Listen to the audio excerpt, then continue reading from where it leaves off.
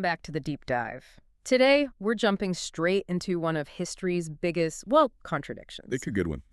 I want you to just imagine a ruler who has absolute dictatorial power, total control. But at the same time, they're all about freedom, equality, and, human rights. It sounds impossible, right? Like you're trying to be a ruthless dictator and a liberty-loving philosopher at the exact same moment. Exactly. But that right there is the paradox of enlightened absolutism.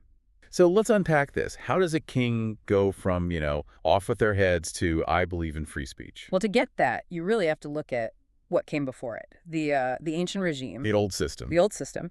And in that world, kings claimed a divine right. They answered only to God. Public opinion didn't matter. There was zero religious freedom.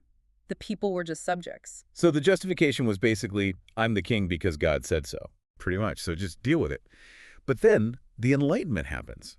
And all these new ideas about logic and reason start spreading. And surprisingly, some of these monarchs don't crush them.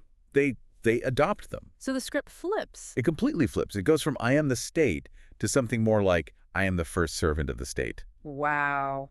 That is a massive branding pivot right there. Suddenly your power doesn't come from God. It comes from how useful you are to your people. But, and this is so important, this was not democracy. The people got no say, no vote. They weren't giving up any power. Not at all. They were just trying to rationalize it, to make it logical. They started consulting ministers, practicing religious tolerance. But it was all to make the state more efficient. So it's about optimization. A happy, educated tax base is probably going to produce more revenue than a miserable, oppressed one. That's the logic. It was all reform from the top down. Okay, we're going to get into the big three rulers who really tried to pull this off. But first, if you're enjoying this deep dive, do us a huge favor. Please. Like, subscribe, and leave a comment. It really, really helps us out. Okay, so let's start with Frederick the Great of Prussia.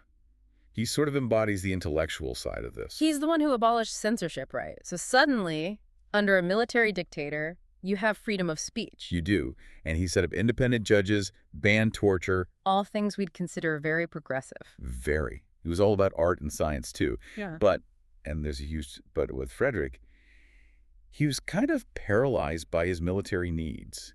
He needed the nobility, the junkers, to lead his armies. So he couldn't afford to upset them. Exactly. Yeah. So while he's talking about liberty, he does almost nothing to improve life for the peasants, for the serfs.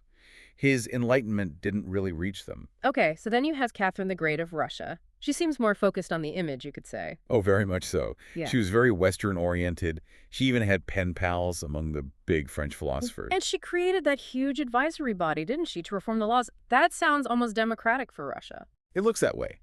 But its job was only to inform her about the state of the country. It wasn't there to make decisions. She wanted the data, not the debate. You've got it. She did soften criminal laws, but the second that body started suggesting real political change, she just shut it down. She wanted to rule intelligently, but she was still the one and only autocrat. And that leaves us with Joseph II of the Holy Roman Empire. He sounds like the really radical one. Joseph is. Well, he's the tragic one, I think. He didn't just tweak the system, he tried to blow it up and start over. He's the one who abolished serfdom. Abolished serfdom, which was unheard of. He forced the nobility to pay taxes. He established equal justice, so a noble and a thief would face the same laws. The rich must have absolutely hated him. Oh, they did. He was obsessed with efficiency. He tried to centralize everything, make German the single language of the empire, all just to streamline things and bypass the local nobles. He wanted the state to run like a perfect machine. It really brings us back to that core idea, doesn't it? Everything for the people, nothing by the people. That is the perfect summary. These enlightened despots, they genuinely believed they could impose progress from the top down. They thought they knew what was best. So what's the big takeaway from all this? I think it leaves us with a really fascinating question about reform itself. I mean, look, these rulers, they taxed the rich, they freed the press, all to build a stronger state. But there's a flaw in the logic, isn't there? Which is? If you teach a whole population to think critically, to value reason and freedom, all in the name of efficiency, at what point does serving the people from above crash right into the people wanting to serve themselves? A paradox that history shows tends to solve itself, often violently. Thanks for listening, and we'll see you on the next deep dive.